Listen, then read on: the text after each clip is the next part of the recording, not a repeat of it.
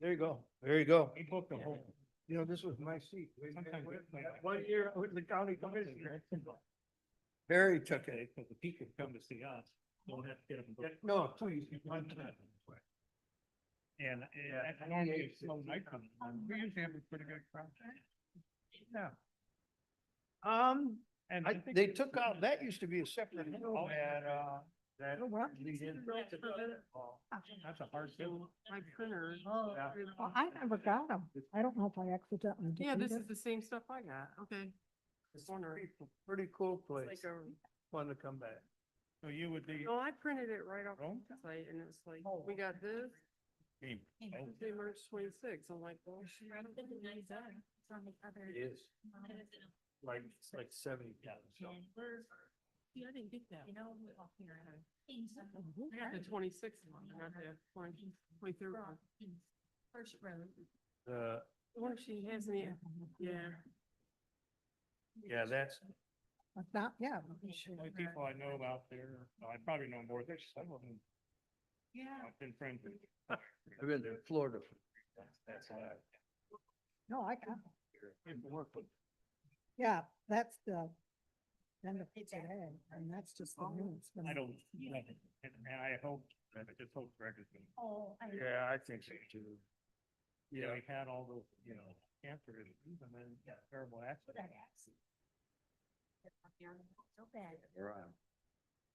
All right, I see it's 1:00.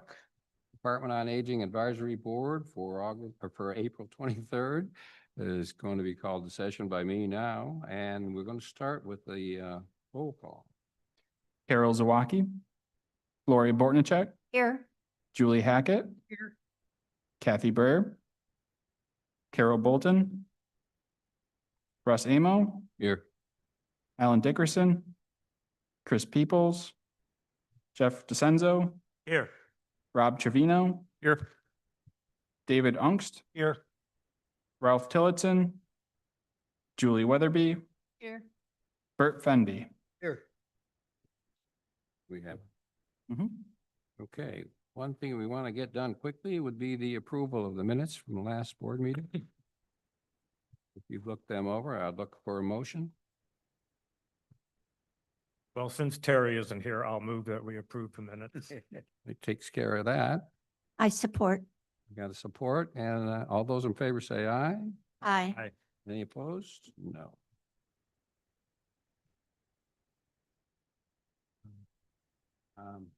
I look out there and I see some special guests today. So before we go on with this agenda, we're going to say hello to the Trevinos, I believe, are in the audience. And I hear you're being honored. So thank you for coming. And we have Tony. Is Tony here? You will hear more about Tony in a few minutes. Congratulations to you. And everybody knows Kim. Kim is here. All right, that being done, we're into our presentation, which would be,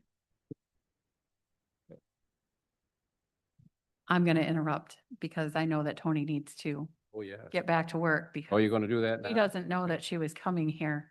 She was hijacked and brought to our meeting. So Tony, will you please stand for us? Oh, there we go. Yeah. Tony Pinkerin is our cook 3, which really means that she's our head cook at our centralized kitchen. Her last day with us is next Friday, May 1st. She's making a very brave and ambitious move to follow her heart and take on a new career, well, kind of an old career. She's embellishing a current career. She does dog grooming, almost the same as working in the kitchen. But I wanted to take a minute to allow you to help me honor her. She has worked for us for 20 years. Oh. She Wow. has started in the kitchen, working, I'll say with Connie, in Tecumseh. She grew up there, we'll say. She took the lead in maybe 2018 in that kitchen. We'll say give or take a year or so. And when COVID became part of our lives, we tapped Tony and said, hey, we could really use you in the Adrian kitchen for a little bit to get us there. She's never been back to the Tecumseh kitchen. She was instrumental in our work in planning and developing the centralized kitchen. But I think her real work that happened was she led that team in a huge transition of the way we did things, the way we are doing things. She brought 3 kitchens to 1. And I could not be more grateful for the groundwork that she has laid as we take those next steps without her. So please join me in thanking Tony. Yes.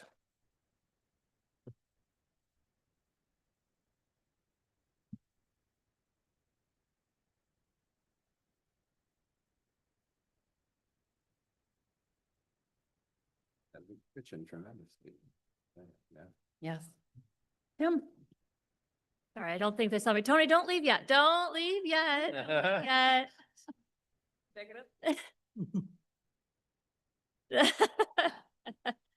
No, I want to say, I just also want to echo some of the things that Carrie has indicated, because you guys have been amazing through the transition of and creating the concept of putting a centralized kitchen at the Morris Pierre campus. And then there's been a lot of adjustments as you guys have been getting into that space and trying to figure things out. And I just want to say on behalf of the administrator's office also, thank you for your dedication to the county and all the work that you've done. And to the staff that is still out there and continues to work, and not only there, but in our other senior centers and actually in the main offices. Thank you for everything that you're doing for our seniors. Thank you.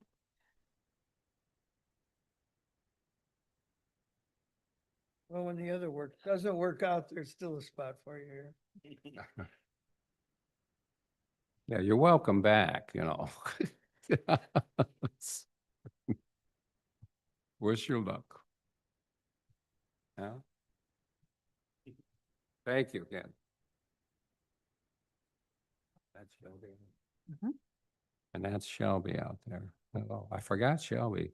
That's our, she's going to do a short presentation on what she does for us. Hi, Shelby, how are you?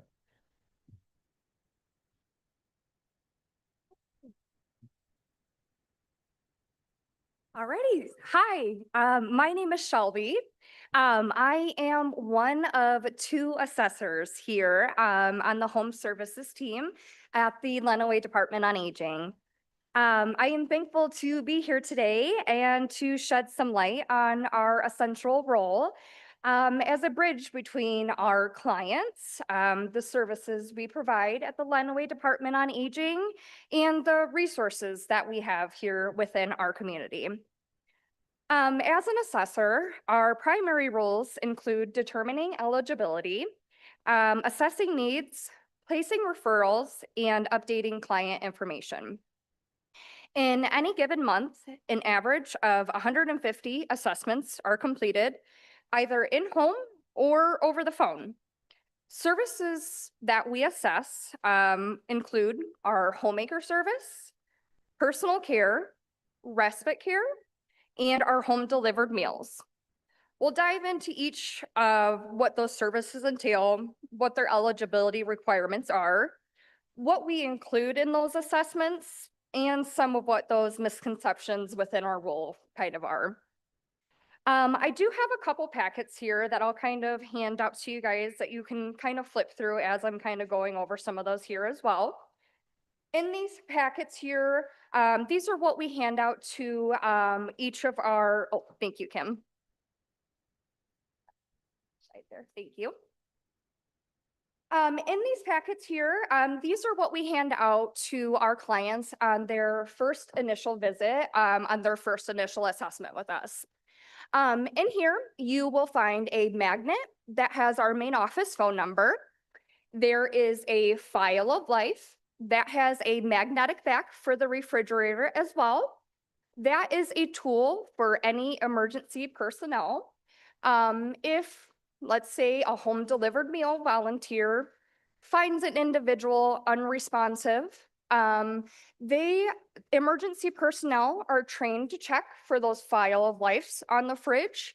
So it can help them provide any useful tools for their emergency teams. It has room for their medications, emergency contacts, if they have any allergies. So if there's something that emergency personnel could administer to them, it kind of helps them with their allergies and things like that. There's also a resource guide, a welcome letter. It has the eligibility form for whatever service they are receiving, a complaint procedure if something happens to go misconstrued. It does happen sometimes. And then there's a couple sheets in there as well that go over the donations for our services. As we know, all of our services are provided on donations, recommended donations for our services, for the personal care, housekeeping. Recommended donation is $4 an hour. For the meals, or I'm sorry, $6 an hour. For the meals, it is just $4 per meal. And then the respite, we just changed these, $3.50, I believe. Yeah. So those are a couple sheets that go over the donations for those as well. So that is all the packet that we do hand on that initial assessment for the first-time clients. First, we're going to kind of get into the services and what the eligibility looks like for each individual service. As a baseline for all the services, you just have to be 60 years or older and reside in Lenawee County. Our homemaker service is assistance with light housekeeping. They can also assist with laundry and grocery shopping. Typically, that service is set up to begin on a bi-weekly service, anywhere between an hour and a half to 2 hours. It kind of just depends on the need. If they do need laundry or shopping, we typically try and aim for 2 hours on that visit just to give them a little extra time. To be eligible for the homemaker services, you must not have anybody under the age of 60 residing in the home. You may not have any other private hired agencies coming in to perform any housekeeping tasks that we provide as well. The home also must meet maintenance requirements, which means no excessive personal clutter, excessive dander, animal feces. It does happen. Some of the tasks that our aides can assist with, it's classified as light housekeeping. So we like to say anything sweeping, mopping, dusting, vacuuming, things of that nature. They can also do dishes, making the bed, things like that as well. This service is designed to help maintain health and safety within the home. It's not designed to be a deep clean by any means. Personal care is assistance with bathing and grooming tasks. It's set up to begin 1 to 2 days a week, depending on how often is requested, and it can always be increased depending on availability and client needs. Really, the only eligibility requirement when it comes to personal care is that the services cannot be provided on the same day as another service provider. So for example, if you have hospice coming in Monday, Wednesday, Friday, we can fill in the gaps on Tuesdays and Thursdays. A big misconception when it comes to personal care is that it has to be a full hands-on shower. That's not necessarily the case. It could just be somebody coming in to assist you getting in the shower, and then maybe you handle the washing on your own, and then somebody helps you get out. Or it could be just be a wipe down with a warm rag. It just kind of depends on where they're at in their journey, and their comfort levels is where we meet them at. Respite care is relief of a caregiver. Depending on availability, the service is set up anywhere between 2 to 4 hours once a week to give caregivers time to regroup and recharge. During this time frame, caregivers may utilize this time for whatever their needs are. They can go shopping, they can go to a doctor's appointment, they can visit a friend, do some yard work, they can read a book in another room, take a nap or take a long shower. Anything that provides them relief. Eligibility requirements for the service are that the client must be under 24/7 supervision and may not be left alone. During the aide's time there, they can partake in any activities that the client enjoys, whether that's just doing a puzzle, crosswords, or maybe just watching their favorite show for a little bit. They can also assist preparing meals and assist them going to the restroom as well. At the end of the shift, a family member must be there to relieve them of the aide's duties. It is important to note that all of our home services, they do have a waiting list, depending on the area. Home delivered meals are provided to homebound individuals. The baseline for meals is one hot lunch served Monday through Friday between the time frame of 10:30 to noon. It's a well-balanced meal that includes proteins, fruits, vegetables, and a milk. In addition to the hot lunch, we offer cold meals that come in the form of a sandwich or something similar that any individual could pull out of their fridge and eat at any time that would not require any form of heating or any sort. So maybe an individual that does not have a microwave or that it's not safe to utilize their microwave. Those are really beneficial in those situations. We do offer frozen meals for the weekends, Saturdays and Sundays when we're not delivering to kind of help supplement for those days as well. When it comes to eligibility for home delivered meals, the main criteria that we look for is if the individual is homebound or not currently driving, if they can prepare a meal, and what kind of support they have surrounding them. We often say that it is not a black and white criteria, and we frequently find ourselves in a gray area. Some factors that we take into consideration when making a determination if they are able to drive is how often do they drive? What are they driving for? And is it just for a medical appointment? What's the basis of the driving? Could they prepare a meal if we were to take away those meals? Or is there somebody that could go and pick up the meals for them? Those are all things that we take into consideration when making that determination. I know that eligibility says it's a homebound individual, but it really is a lot more that goes into it than them just being homebound. One comment that we get frequently is, my neighbor receives meals and I know that they drive. And my first response is, well, I can't really discuss that. And my second response is, it's not a one size fits all criteria. There is a lot more that goes into it than just being homebound. If we do find that a homebound is determined to be ineligible for the meals, we encourage them to utilize our curbside or congregate meals at our local senior centers.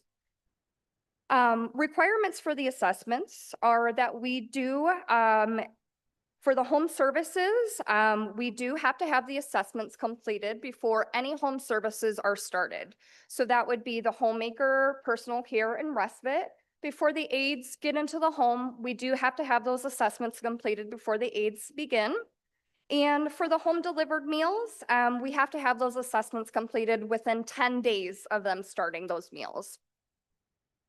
During the assessment, we do cover quite a bit of variety of needs and history. We go over who is their primary care physician, what is their current health diagnosis, have you had any recent hospitalizations, is there other home healthcare agencies that come in to help you around the home?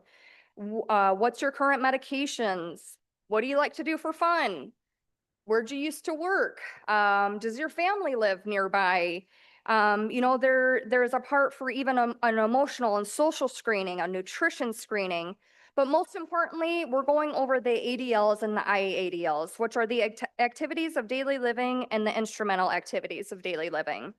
That goes down to things of how do you clean your home or do your grocery shopping, transportation, how do you get in and out of the shower, day-to-day tasks. What does that look like for you? Do you need any assistance with it? Does anybody help you? Things of that nature. These are the fundamental needs that help us place appropriate referrals to the correct waiting list, agencies, and programs per the client's request. A major misconception we get as assessors are that we are there to remove individuals from their home and force them into nursing homes. It's quite the opposite, actually. Our main objective is to help keep individuals independent in their homes as long as safely possible. I am there to ensure services are going smoothly, referrals are placed to appropriate agencies depending on the client's needs and demographics, and to help relieve pressure from themselves and their families. I must say, one of my favorite parts about the job is going into a home and introducing them to a service that is unknown to them and quite literally seeing the weight lifted off their shoulders. It's a feeling that is pretty priceless to make a small difference in somebody's day-to-day life. I thank you guys for having me here today. I appreciate your time and all that you guys do to help support our department. You each have a hand in making a difference in a lot of lives every single day. So thank you. Shelby, that was excellent. I gotta say, that was very, very good. Well prepared. Okay. I do have a couple. I'm gonna ask the first questions, then I'll open it up for this side, and I'll just say, hey, you. How long have you worked for us?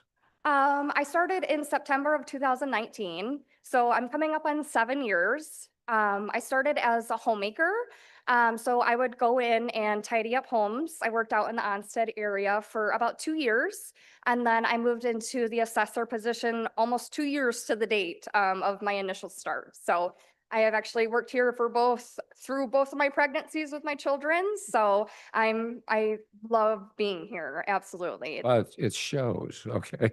Thank you.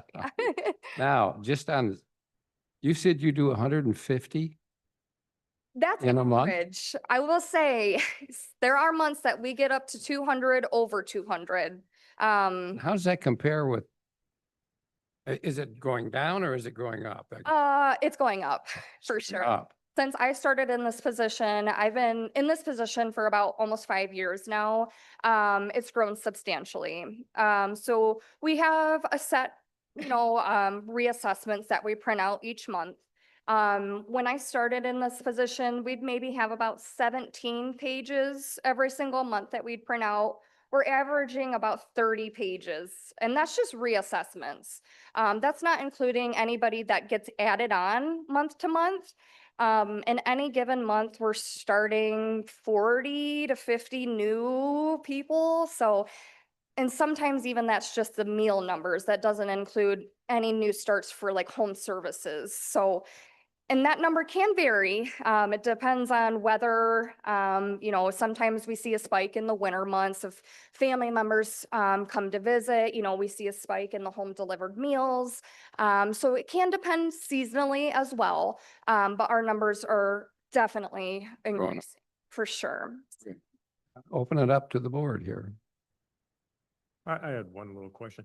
So if we hear from somebody in our area who think they might need some of the home services, not just the meals, the assessment, if they contact you tomorrow, would it be a week? Would it be 3 weeks before they get assessed? Do you have a feeling for that? So how the assessments work, if they call our office to inquire, typically how that works is they would get placed on a waiting list. And then when they call to get set up on the service, then we will call them to schedule the assessment from there. The waiting list time can vary, and it's really hard to give an estimate on how long it could take, because it also does depend on the area as well. Some of the waiting lists in different areas are longer than others. It really just depends on when an opening comes available. As soon as an opening comes available on a schedule, we immediately fill it with the next available on the waiting list. So it is kind of hard to estimate, but if you call, they'll get you on the waiting list, next available, they just kind of go down the list from there. So it does kind of vary.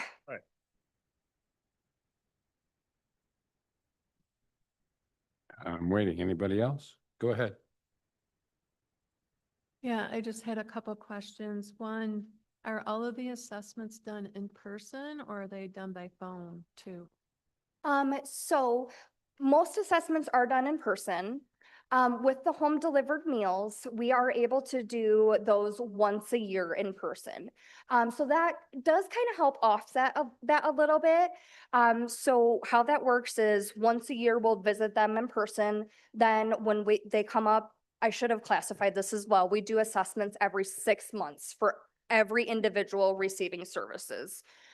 So when they come up for their 6-month evaluation, that next 6 month, only if they are receiving home delivered meals can they be done over the phone. So once a year, they get done over in person. The next visit they can do over the phone. So that does help a little bit, but it can get heavy still.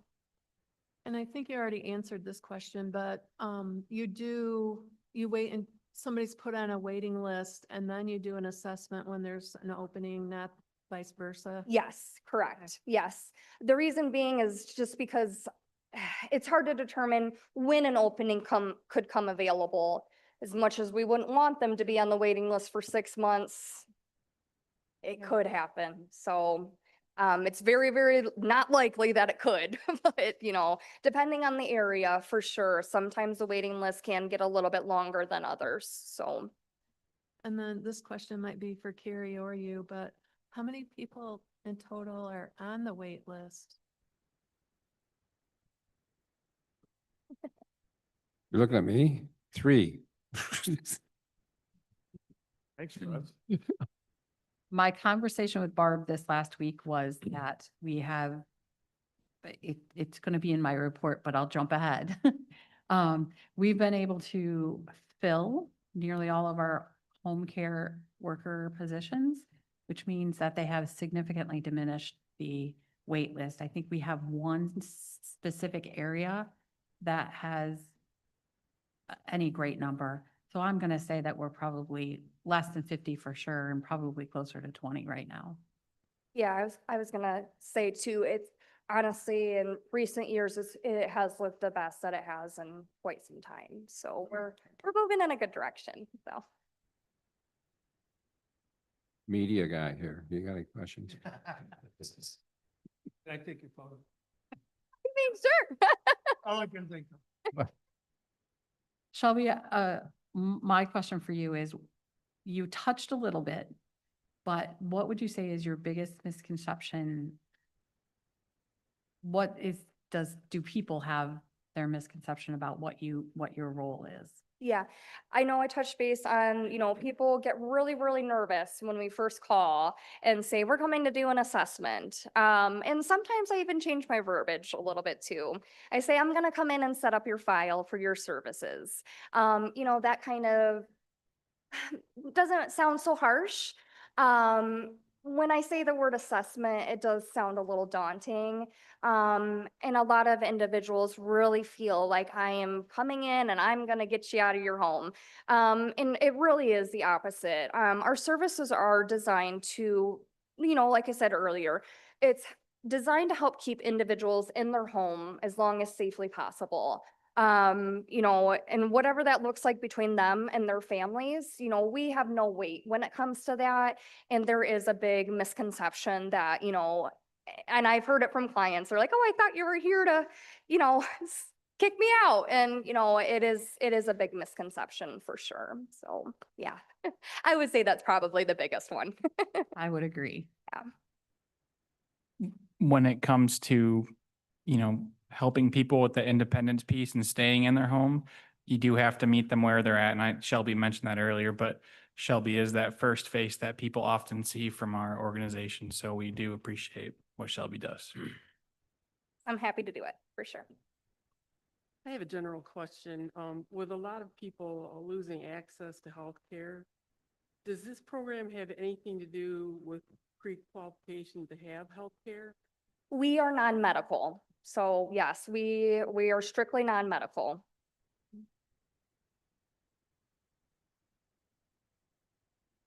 Anyone else? Tell me, what on earth you do with your spare time? I've got 2 kids.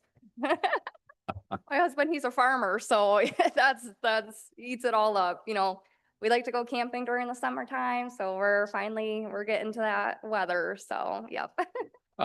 And I have a little embroidery business on the side, so Oh, really? Okay. fills my time, so yeah. Well, we certainly appreciate you being. Absolutely. Thank you guys for having me, Thank you. for sure.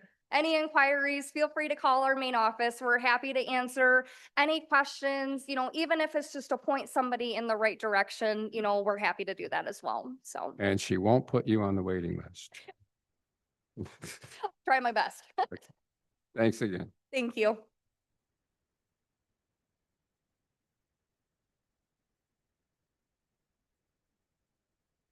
You sure got a great staff. Everybody can hear that. Okay, getting back to the agenda here, I think we're down to you, huh? Director's report. Well, it's full. It's full. There's a lot happening just today alone. What's that? Full. Full. It's full. I thought you said full. It's full. Okay. It's full. Okay. So first I want to say, April is National Volunteer Month. We've kind of dubbed it that. We've made it a whole month activity. So first, let me share with you my appreciation for all of you as board members to volunteer your time to be here each month, but also to support us in the time in between. I know that there were a number of you at our resource fair today. There's a number of you that deliver meals. There's a number of you that have been engaged in other activities besides these meetings, and I really appreciate what you do and help us do what we do to serve our friends and neighbors. The senior centers have all been doing activities all month long to honor volunteers. 3 of them have or will have actual dinners honoring their volunteers. The others are doing other engagements to express their appreciation for the volunteer drivers, but also for those that are doing programming, being part of their advisory boards, counting money, cleaning up, setting up, taking care of things. There's a host of things that happen throughout those senior centers that we could not do without volunteers. So we're very appreciative to everything that they do. Today in itself was a very full day. I got to start my day as part of Lenawee Community Foundation's annual meeting. But at that meeting, there were some great people honored. Bob and Sandy Trevino were honored today as the Stubnitz Awards winners. Yes, absolutely. Well done.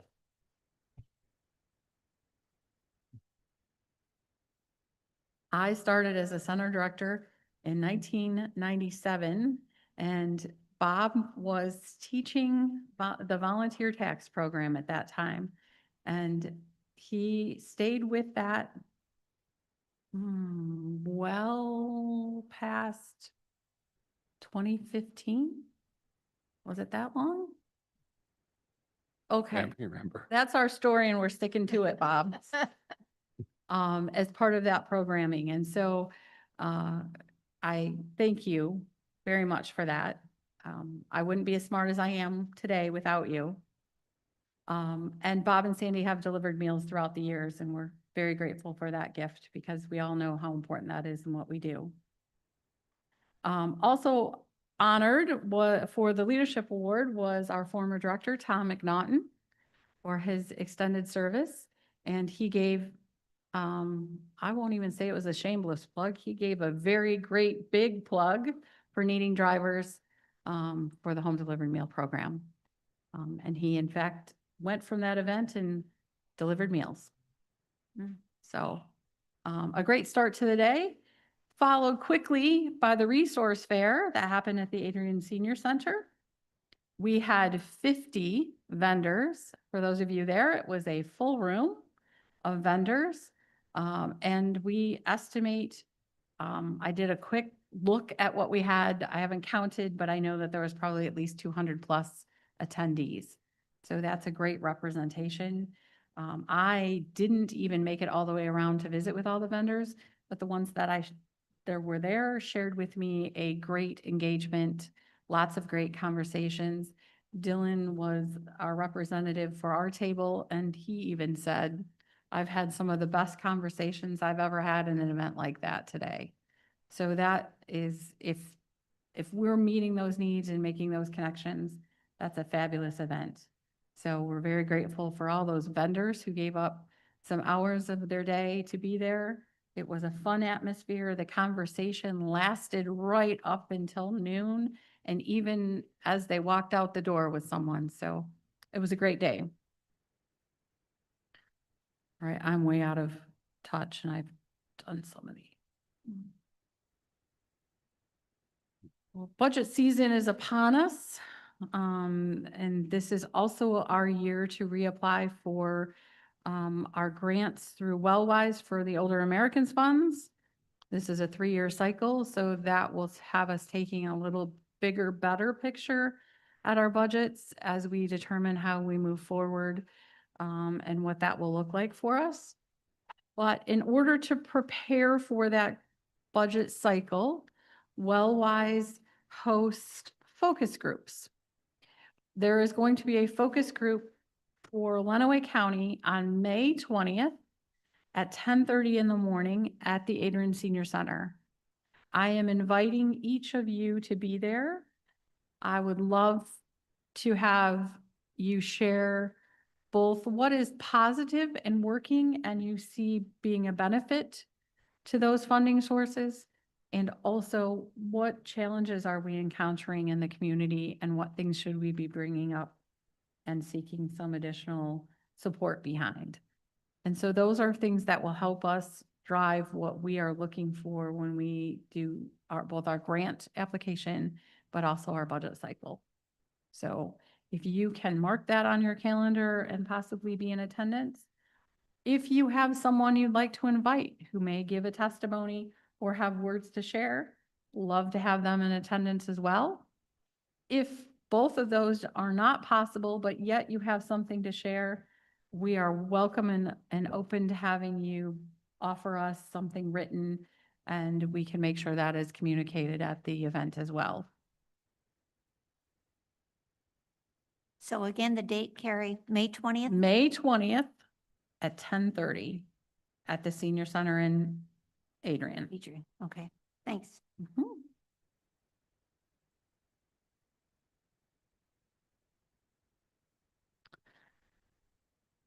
Shelby stole some of my thunder. We talked about the home services wait list is full, or the wait list is starting to diminish because we're filling it.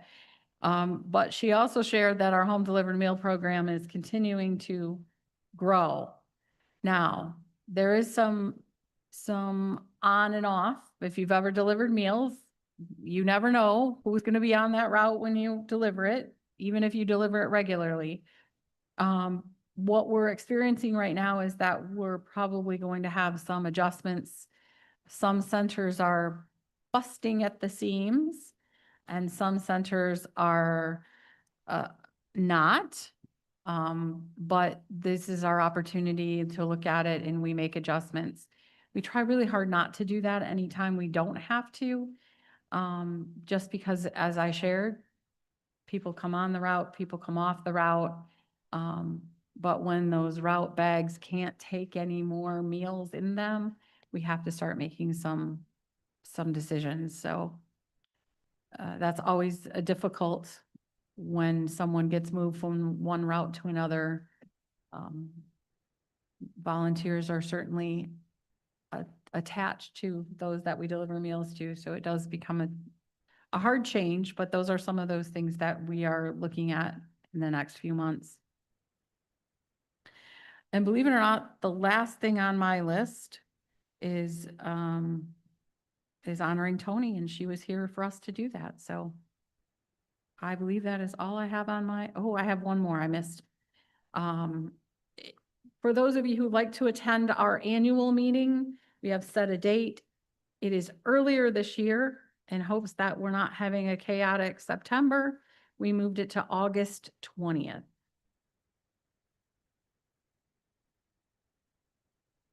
I don't know anything more than that, and I'll share more details when they come, but if you'd like to put it on your calendar, that's our day.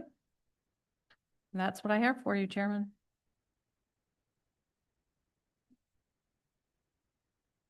Any questions?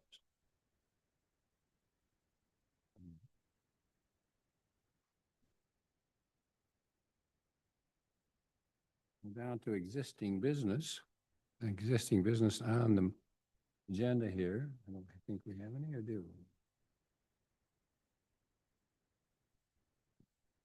we? And the next on the agenda is new business. Anything new?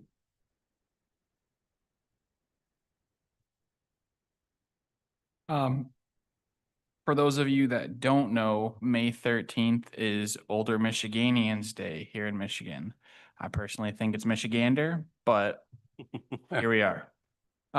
So for those of you that have never been or don't know what it is, May 13th is a great day where AAAs and you know, people that are part of those AAAs, so we're technically in Region 2, with WellWise Services, attend this event. It's on the Capitol lawn every year. There's a great program, speakers. They honor the older adult of the year, volunteer of the year, and there's programs and speakers that talk about how a lot of the services like our home care, home delivered meals, how they've been positively impacted.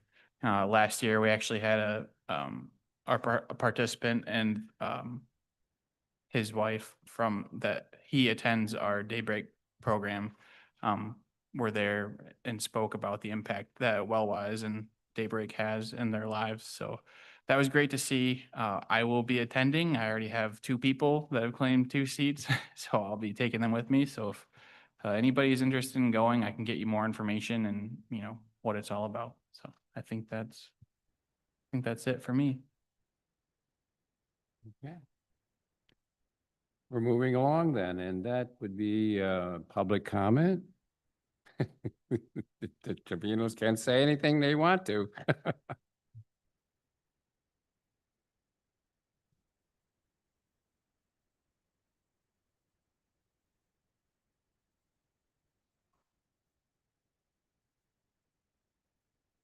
Okay.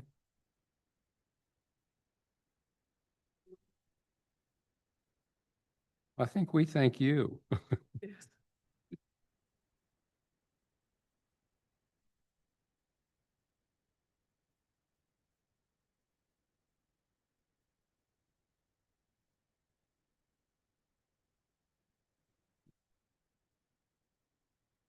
With that, the last thing is board comments. You guys get your last shot at it. Here, I had a comment. At the fair today, obviously I saw you there, but was that a normal amount of vendors or was that more than normal? And can we get more vendors? Like where would we put them at? I mean, like, would we have to I've go to a been different there. venue? Parking lot. Parking is the issue. We have grown tremendously. I would tell you last year, I think we had like 38 vendors. This year we had 50. There were a number of individuals who were not duplicates that were new this year. So there were some that were busy and couldn't join us this year. So we really do have a potential to be a lot larger than this. Where do we do that? I don't know. We've talked about it. We utilize a committee of some of those vendors to organize it. I'm open to suggestions of where that might be a feasible opportunity. One of the things that held us at the Adrian Senior Center this year, because we had this discussion last year, was that the health fair, the health check that United Way does, they do at St. Mary's. And they really do want to keep it in that area, which makes sense to keep our event at the senior center. So, our two organizations have had conversations. This year it felt natural to keep it where it is. It may be that next year we need to put it somewhere else. If we continued at, we have room, we have a couple of rooms that didn't have people, but it's always nice when it's everything in the same gym and it's organized. The only thing this year that was not in the gym was the hearing. And we put them in a room that they could do the testing. We could put things in the hallway.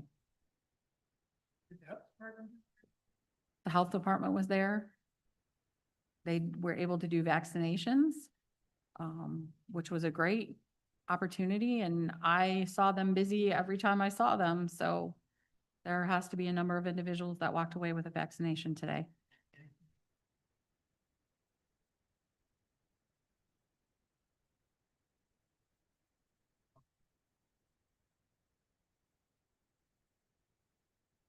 I would say that, you could do this in a good gymnasium, right? It'd have to be bigger than the one we have now. Yeah. It's 50. I would say you got, It's snug. you do have availability if you call Sienna Heights. Perhaps. I think of Sienna Heights because they're not supposed to be, they're gonna be empty by the end of May. Russ, I have a comment too. but- Yeah, well, go ahead. I just wanted to weigh in real quickly. I've been a member of the United Way Board for 7 years, and we had an executive meeting on Monday, which was already scheduled, and that was at the time we found out that the health check would not go. And I want to let you know that the health check will be back next time, with or without ProMedica. There was some issue within ProMedica about doing the lab results, and it was unfortunate, and we were fairly upset about that. So some of the numbers have been growing because of health check and that synergy between the two activities. And we're going to bring that back wherever it might go. But I know they do like the St. Mary's location. I think 1 year or two, Yeah. maybe we did it at the Methodist Church, but, The fall one is at the Methodist Church. oh, okay. The spring one is at St. Mary's. So it will be back. If you may hear people in the community saying, gosh, we went to get our blood work done and we found out because it was a last minute thing for us. And, we feel bad about that, but they'll be back.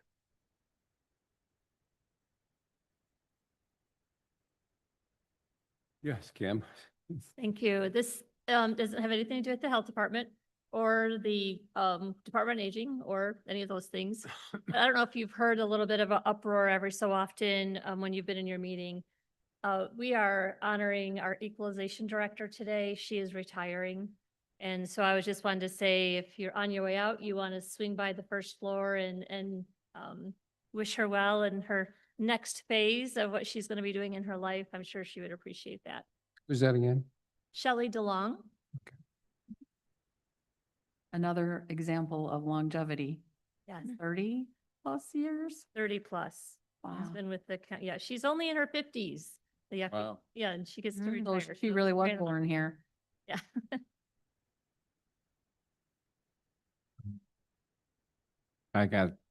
You don't have much of a tan, Bert. I'm sorry, but you said you were in Florida?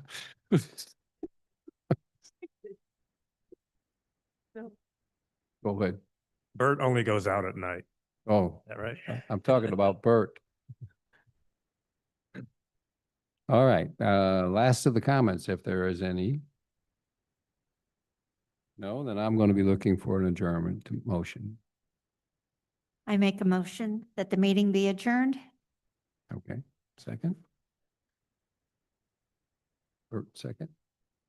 Okay, all those in favor say yeah. Yes, Yes. adjourn.